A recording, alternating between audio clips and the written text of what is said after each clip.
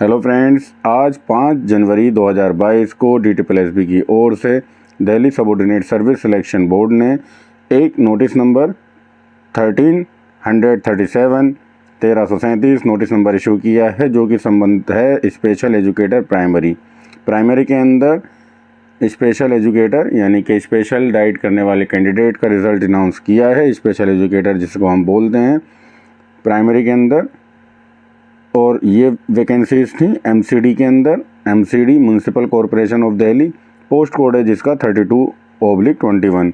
32/21 post code primary special teachers का result announce कर दिया गया है 5 जनवरी 2022 को, और आज उसी पर हम चर्चा करने वाले हैं। अभी हम बात करेंगे कि इडोजियर के लिए जो कॉल हुआ है, कैंडिडेट को बुलाया गया है, उस मेरिट लिस्ट की, और उसके बाद जो फाइनल कट ऑफ जाने वाला है कि कितना अंतर आने वाला है इडोजियर कॉल में और फाइनल कट ऑफ में, इन दोनों बातों पर हम मिलकर अभी चर्चा करेंगे और पूरा डाटा आपको दिखाने वाले हैं। आइए सबसे पहले रिज़ल्ट को अच्छे से रीड करते हैं, एनालाइज करते हैं कि क्या क्या इसके अंदर ख़ास बातें रही हैं। फर्स्ट ऑफ ऑल हम देख लेते हैं, ये एडवर्टाइजमेंट नंबर था 01/21। 4 मार्च को इसकी क्लोजिंग डेट थी एडवर्टाइज की, और टोटल वैकेंसीज़ हैं हमारे पास यहाँ पर 1126 वैकेंसीज़ के लिए एग्ज़ाम कराया गया था। EWS की 54, UR की 487, OBC की 328, SC हैं यहाँ पर 164, ST हैं 93, PW की सीट्स हैं यहाँ पर 23, जो OH कैटेगरी से हैं, और जो VH से हैं वो हैं 22। टोटल मिलाकर वैकेंसीज़ हैं हमारे पास 1126। 11 से 26 वैकेंसीज़ के लिए एग्ज़ाम कंडक्ट कराया गया था ये स्पेशल एजुकेटर का, और जो कैंडिडेट यहाँ पर अपीयर हुए हैं और कब कब एग्ज़ाम हुआ है उसकी डिटेल भी नीचे गिवन है। पॉइंट नंबर 2 में ये एग्ज़ाम जो हुआ है ये 3 ऑनलाइन मोड पर हुआ है, 3 शिफ्ट के अंदर हुआ है, और ये एग्ज़ाम की डेट थी 17/10/2021। 17/10/2021 को एग्ज़ाम कराया गया, 3 अलग अलग शिफ्ट में ये एग्ज़ाम हुआ है। तो 100% नॉर्मलाइजेशन फॉर्मूले का प्रयोग किया गया है। जब भी 2 या 2 से ज़्यादा कितना भी हो सकता है एग्ज़ाम, यदि 2 शिफ्ट में एग्ज़ाम हुआ है तो 100% नॉर्मलाइजेशन का प्रयोग किया गया है। देखिए, यदि आप नॉर्मलाइजेशन कैसे प्रोसेस है इसको समझना चाहते हैं तो इसके लिए हमने वीडियो का एक लिंक डिस्क्रिप्शन में दे रखा है, उसको आप ज़रूर देखिएगा, जिससे आपको समझ में आ जाएगा कि ये नॉर्मलाइजेशन प्रोसेस क्या है और किस प्रकार DSSB नॉर्मलाइजेशन करता है। और इस रिज़ल्ट की जो अभी हम एनालाइज कर रहे हैं, इसकी PDF फाइल भी आपको वीडियो के डिस्क्रिप्शन में अवेलेबल है। इसके बाद जो कैंडिडेट शॉर्टलिस्ट हुए हैं उनको इडोजियर जो अपना फिल करना है उससे संबंधित भी हमने वीडियो के डिस्क्रिप्शन में वीडियो दे रखी हैं, उसका लिंक प्रोवाइड करा रखा है। आप सभी साथी वीडियो का डिस्क्रिप्शन ज़रूर देखें, और उसके अंदर रिज़ल्ट से संबंधित कई सारी अच्छी बातें होती हैं जो आपके काफ़ी काम आने वाली हैं। तो एक बार वीडियो का डिस्क्रिप्शन आप सभी ज़रूर चेक कर लें। के लिए क्या क्या डॉक्यूमेंट्स रेडी रखने हैं उससे आपको पूरी नॉलेज मिल जाए। वीडियो का डिस्क्रिप्शन आप सभी ज़रूर चेक कीजिएगा। अब हम बात कर लेते हैं यहाँ पर कि जी टेंटेटिव फाइनल कट ऑफ क्या रहने वाला है। तो जैसा कि अभी मैंने आपको बता दिया था कि भाई यहाँ पर हम 2 संभावनाएं लेके चल रहे हैं। एक तो 15% क्वालिफाई हुए हैं कैंडिडेट, डाटा गिवन नहीं है। पिछले रिज़ल्ट्स के अनुमान से ही हम मान लेते हैं कि 15% जो जा रहा है 10 से 15 का, और अब यहाँ पे 20% जो हम मैक्सिमम लेके चलने वाले हैं इस रिज़ल्ट के रिगार्डिंग। तो जो मैक्सिमम हम लेंगे डाटा वो है 1330 कैंडिडेट, 20% जो हुए 6653 के। अब उनके अनुसार हम जो लेके चल रहे हैं, शॉर्टलिस्ट हुए हैं 1330 हैं, सीट्स हैं हमारे पास 1126। अब यहाँ पर हमारे पास जो डाटा आ रहा है वो आ रहा है जी, डबल कैंडिडेट नहीं हो पा रहे हैं इडोजियर के लिए, जो 2 गुना DSSB बुलाता है। सिर्फ़ और सिर्फ यहाँ पर अब हमारे पास रह गए हैं 1.25% जो मोर देन है 125%। अगर हम मानेंगे सीट्स के 125% ही कैंडिडेट बुलाए गए हैं इडोजियर फाइल करने के लिए। ठीक है, अब उसी के अनुसार हम अपनी टेंटेटिव कट ऑफ डिसाइड कर लेते हैं। EWS कैटेगरी में 80 गई है, 80.10 जो इडोजियर के लिए कॉल हुआ है, और EWS कैटेगरी के लिए सीट्स हमारे पास 54। तो 54 का जब हम 25% और इसमें ऐड कर देंगे तो लगभग ये हो जाएगा हमारे पास 66। 65 से 66 सीट्स कैंडिडेट यहाँ पर बुलाए जाएंगे इडोजियर फाइल करने के लिए EWS के। और EWS में गई है मेरिट आपकी 80। कोई बड़ा डिफरेंस देखने को, बहुत बड़ा डिफरेंस आपको देखने को लिए नहीं मिलने वाला है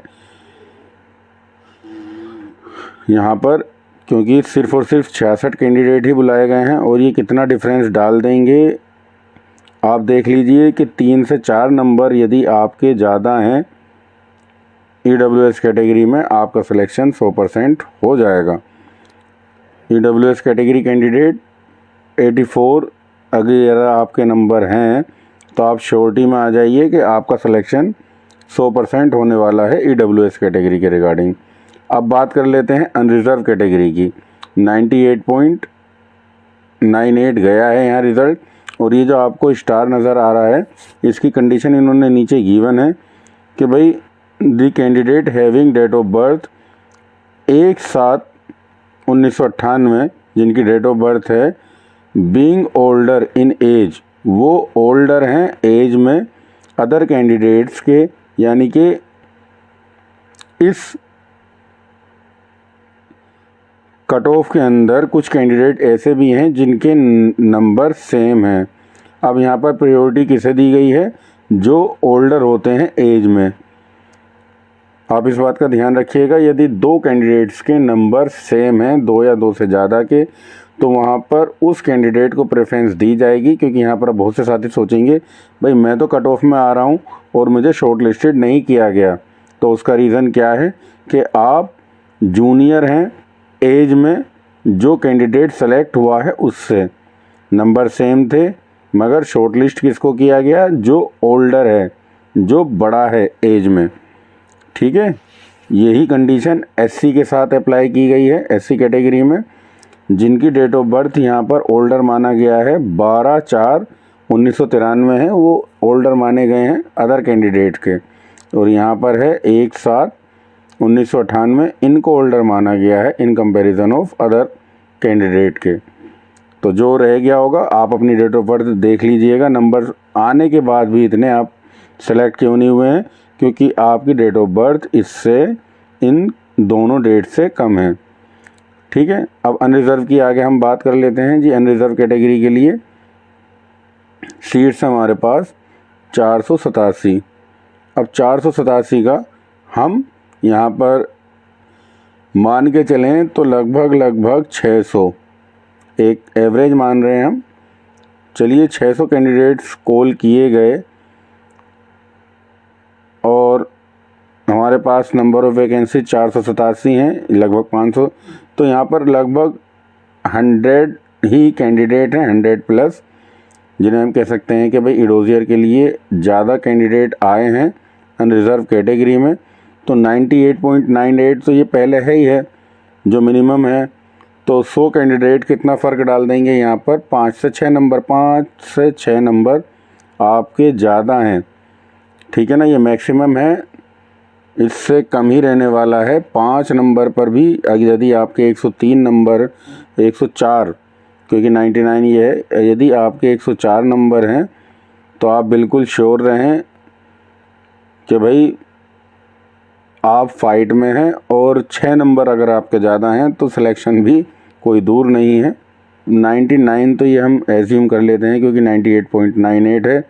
अब हम यहाँ पर जो डिफरेंस लेके चल रहे हैं 5 से 6 का अनरिज़र्व कैटेगरी के लिए, क्योंकि 100 कैंडिडेट लगभग हम मान रहे हैं ज़्यादा आएंगे इडोजियर फाइल करने के लिए, तो इस पर फ़र्क पड़ने वाला है। तो आपको 5 से 6 नंबर यदि आपके ज़्यादा हैं और 105 आपके नंबर हैं तो आप श्योर हो जाएं 105 जिनके भी हैं अनरिज़र्व कैटेगरी में कि भाई आपका नंबर आने वाला है, ये मैक्सिमम है, मिनिमम कहीं भी जा सकता है, क्योंकि हम एज्यूम कर रहे हैं सिर्फ ये टेंटेटिव रिज़ल्ट। मिनिमम कहीं भी जा सकता है, 102 भी रह सकता है, 103 भी रह सकता है, 104 भी रह सकता है, मगर हायर जो मैक्सिमम जाएगा वो 105 से ऊपर किसी भी हाल में नहीं जाने वाला है। Final cut off unreserved category का। अब जो मोस्ट इंटरेस्टिंग पार्ट है ओबीसी, यहाँ पर ओबीसी की जो मिनिमम क्वालिफ़िकेशन पर मेरिट गई है, इसका मतलब साफ है कि ओबीसी के जो कैंडिडेट हैं यहाँ पर देखिए सीट्स कितनी हैं, 328। अपने आप में बहुत ज़्यादा सीट्स हैं, 328। और यहाँ पर ओबीसी के लिए मेरिट गई है 70, और ओबीसी सिर्फ और सिर्फ दिल्ली कैंडिडेट के ही वैलिड हैं, अदर स्टेट का यहाँ पर वैलिड नहीं माना जाता है। और 328 जो आपको नज़र आ रहा है डाटा, देखिए अब इसका अगर हम 125% बुलाते हैं 328 वैकेंसीज का, तो लगभग ये बैठेंगे 410 के आसपास। तो 410 कैंडिडेट ओबीसी के मिल जाएं, ये बड़ा ही एक टेढ़ी खीर वाला काम है ओबीसी के। अब ओबीसी के जो 328 वैकेंसीज हैं हमारे पास, उसके अकॉर्डिंग इडोजियर जो अभी हम डाटा लेके चल रहे हैं 1.25 जो एक्स्ट्रा हैं 125%, तो वो हैं 410 अगर कैंडिडेट बुला लिए जाते हैं ओबीसी के, जो कि अपने आप में पॉसिबल नहीं दिख रहा है हमें। अपने आप में पॉसिबल क्यों नहीं दिख रहा है कि इतने ओबीसी कैटेगरी के कैंडिडेट नहीं मिलते हैं जो दिल्ली से ही बिलोंग करते हों।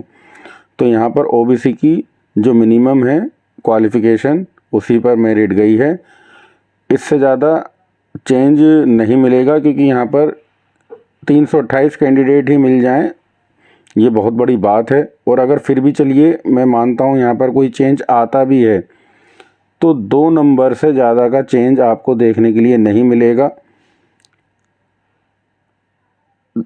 जिन भी कैंडिडेट्स के यहाँ पर 73 प्लस नंबर हैं, वो अपना सिलेक्शन पक्का माने कि भाई बिल्कुल श्योर कर लें, मैक्सिमम से मैक्सिमम यहाँ पर आपको जो फाइनल कट ऑफ 70 भी रह सकता है, 71 भी रह सकता है, 72 भी रह सकता है, ठीक है, कहीं भी ये वेरी कर सकता है, मगर मैक्सिमम 73 से ओबीसी ऊपर जा ही नहीं सकती। इस बात को 100% श्योर रहें कि यदि 73 नंबर आपके हैं तो आपका डाटा एनफ है फाइनल मेरिट में आने के लिए। अब यहाँ पर एससी कैंडिडेट की बात करते हैं। देखिए एससी कैंडिडेट्स की हमारे पास जो सीट्स हैं वो हैं यहाँ पर 164। अब ये ओवरऑल इंडिया के कैंडिडेट वैलिड होते हैं, तो यहाँ पर साथियों इसमें आपको 80 प्लस नंबर लाने होंगे अपना फाइनल में सिलेक्शन करने के लिए, क्योंकि हायर जाएगा, 5 से 6 हायर जाएगा फाइनल कट ऑफ, जिसका रीज़न रहता है सिर्फ और सिर्फ ऑल ओवर इंडिया से कैंडिडेट वैलिड होते हैं इसमें। और एसटी में भी कैंडिडेट्स का डाटा 3 से 4 नंबर हमें यहाँ पर ज़्यादा देखने को मिलने वाला है। तो यदि आपके 64 हैं एसटी में तो आप सेफ़ हैं, और एससी में यदि आप 80 प्लस हैं तो ही आप सेफ़ हैं। बात कर लेते हैं पीडब्ल्यूडी की। देखिए पीडब्ल्यूडी में कैंडिडेट्स ज़्यादा होते हैं, ऑल ओवर इंडिया के कैंडिडेट्स वैलिड होते हैं, और नंबर ऑफ़ सीट्स बहुत कम होती हैं यहाँ पर, तो इनका जो है पीडब्ल्यूडी का हमेशा हायर ही जाता है। तो यहाँ पर जो हम मानेंगे पीडब्ल्यूडी में यदि आपके 68 हैं, ठीक है, तो आप सेफ़ हैं पीडब्ल्यूडी कैटेगरी के लिए। फाइनल कट ऑफ 68 के अराउंड आपका जाएगा। एससी कैंडिडेट, एसटी कैंडिडेट जो मान के चलें 62, और एससी के लिए हमने माना है 80 प्लस, ओबीसी के लिए मैक्सिमम 73 लिए हमने, अनरिजर्व के लिए जो माना था हमने कि भाई यदि आपके 105 नंबर हैं तो आप अपने आप को सेफ़ माने। ईडब्ल्यूएस के लिए 3 से 4 नंबर हमने बताए हैं जो बढ़ने वाले हैं।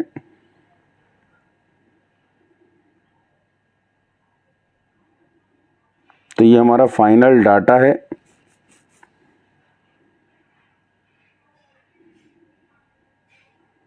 आप सभी जो शॉर्टलिस्टेड कैंडिडेट हुए हैं उनको बहुत बहुत बधाइयाँ हो कि भाई आपने अपना अच्छा परफॉर्मेंस दिया और आप इसमें क्वालिफाई कर पाए। अब इडोज़ियर जो कैंडिडेट क्वालिफाई हो गए, शॉर्टलिस्ट हो गए, मैसेज जाएगा आपके पास, अपना इडोज़ियर फिल कर लें, कंपलसरी है। 13 जनवरी 2022 से 27 जनवरी 2022 तक आपको अपना इडोज़ियर अपलोड करना है हर हाल में।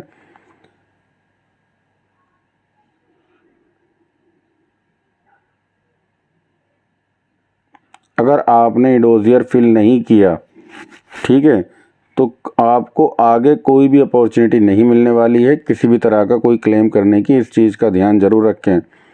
और 13/1 से 27/1 तक जो भी डॉक्यूमेंट्स ज़रूरी हैं उनको रेडी कर लें और उनको अपलोड करें।